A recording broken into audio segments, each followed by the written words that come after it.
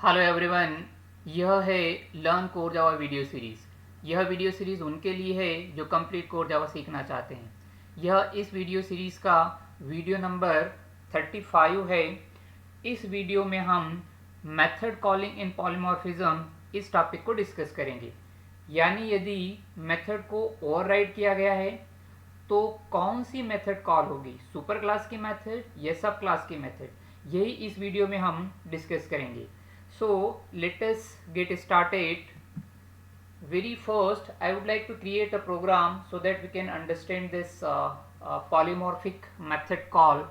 So यहाँ पे programme में हमने सबसे पहले क्लास डिक्लेयर किया foo, और उस क्लास के अंदर हमने एक मेथड m1 नाम से डिफाइन किया जिसके अंदर system dot out dot println में लिखा हुआ है m1 info। नेक्स्ट इसी क्लास में एक और मेथड हमने डिफाइन किया m2, और इस m2 मेथड के अंदर भी हमने system dot out dot println में लिखा हुआ है m2 info।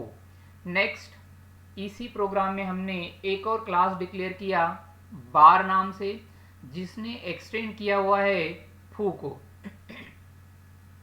सो बार यहाँ पे सब क्लास है और जो फू है वह सुपर क्लास है। और बार क्लास में हमने फू क्लास की जो m2 मेथड है उसको ओवरराइड किया हुआ है।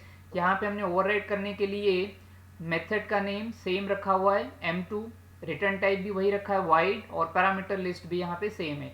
सो यहाँ कह सकते हैं कि इस बार क्लास की m2 मेथड ने फू क्लास की m2 मेथड को यहाँ पे ओवरराइड कर दिया। अब इस m2 मेथड में मैंने system dot out dot println में लिखा m2 इन बार। नेक्स्ट बार क्लास के अंदर हमने एक और मेथड को डिफाइन किया m3 नाम से, और उसके अंदर लिखा हुआ है m3 इन बार।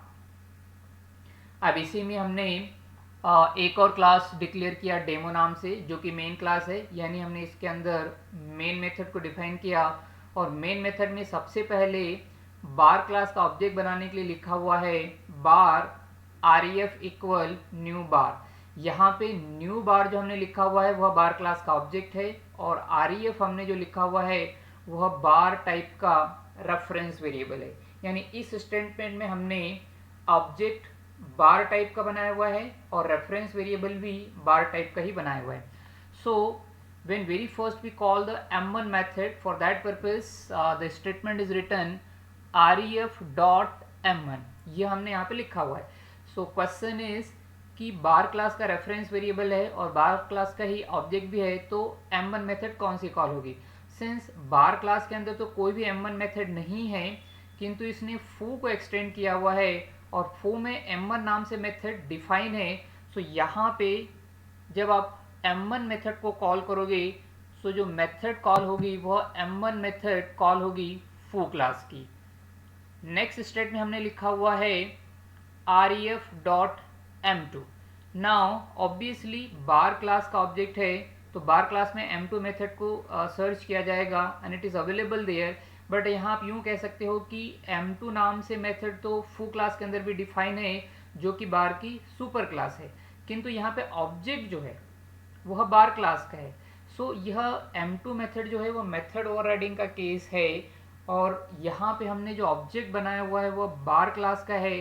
सो ऑब्वियसली बार क्लास की मेथड कॉल होगी, यानी इस स्टेटमेंट पे कंट्रोल जो है वह बार क्लास की m2 मेथड पे जाएगा और वह मेथड एग्जीक्यूट होगी। Now in the very next statement what is written ref dot m3, यानी हम m3 मेथड को कॉल कर रहे हैं। सो m3 मेथड जो है वह बार क्लास के अंदर अवेलेबल है, तो यह m3 मेथड कॉल हो जाएगी। यानी जब इस प्रोग्राम को हम कंपाइल करेंगे और रन करेंगे तो हमें जो आउटपुट मिलेगा वह मिलेगा m1 इन फू, m2 in bar and m3 इन बार। यहाँ पे मैं इस प्रोग्राम में यह समझाना चाह रहा था कि यदि मेथड ओवरराइडिंग का केस है तो कौन सी मेथड कॉल होगी इसका डिसीजन ऑब्जेक्ट के बेसिस पे लिया जाता है।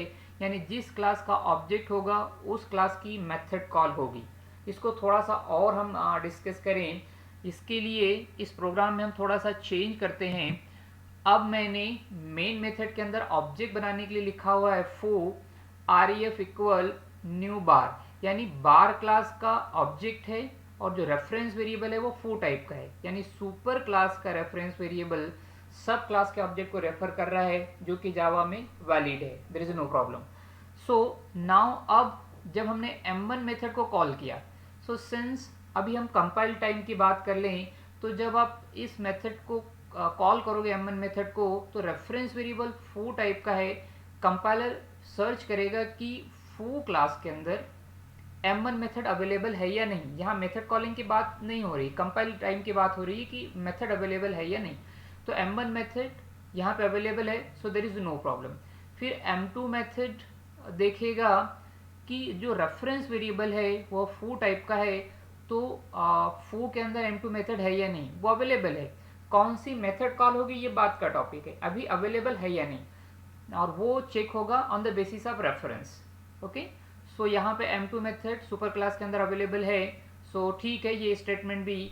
बट जब यहाँ पे हमने यह लिखा हुआ ref.m3 और वह ref जो है फू टाइप का है, तो कंपाइलर जाके सर्च करेगा कि फू में कोई m3 मेथड डिक्लेयर है, नहीं है, तो यह एरर होगा।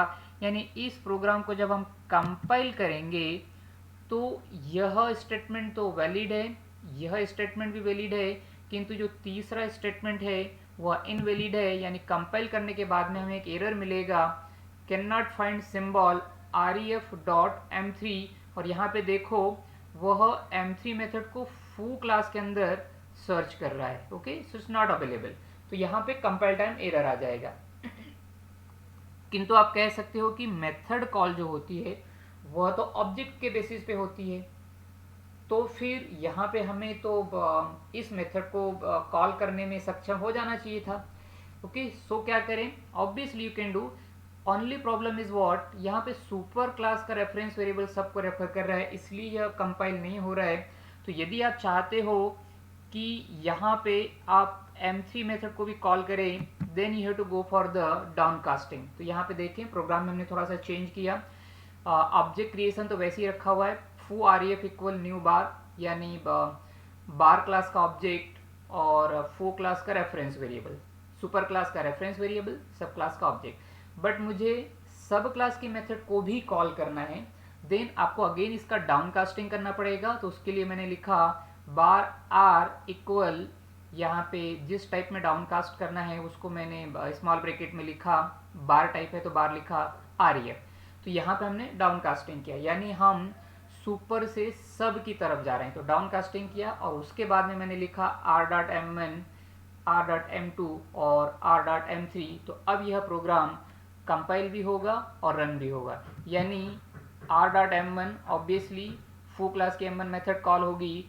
Then r.m2 since object is a sub class, so m2 method है वह सब क्लास की कॉल होगी, देन r.m3, सो m3 मेथड जो बार क्लास के अंदर डिफाइन है वह कॉल होगी। यानी इस प्रोग्राम को जब हम कंपाइल करेंगे और रन करेंगे तो हमें आउटपुट मिलेगा m1 इन फू, m2 in bar and m3 इन बार। इस तरीके से इस प्रोग्राम में हमने समझा कि जो पॉलीमॉर्फिक बिहेवियर होता है उसमें मेथड कॉल कैसे क्या डिफाइन होता है, यानी मेथड ओवरराइडिंग का केस है और सुपर क्लास का रेफरेंस वेरिएबल सब क्लास के ऑब्जेक्ट को रेफर कर रहा है, तो मेथड ओवरराइडिंग के केस में जिसका ऑब्जेक्ट होगा उसकी मेथड कॉल होगी। This is the rule.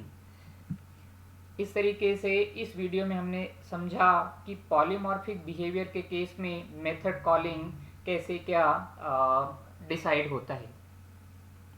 Core Java के अन्य टॉपिक को समझने के लिए आप इस learn core Java video series के अन्य वीडियोस को भी देखें, और यदि आपको कोर जावा से रिलेटेड कोई भी क्वेरी है, कोई भी आपके दिमाग में क्वेश्चन है, तो उसको कमेंट बॉक्स में अवश्य लिखें।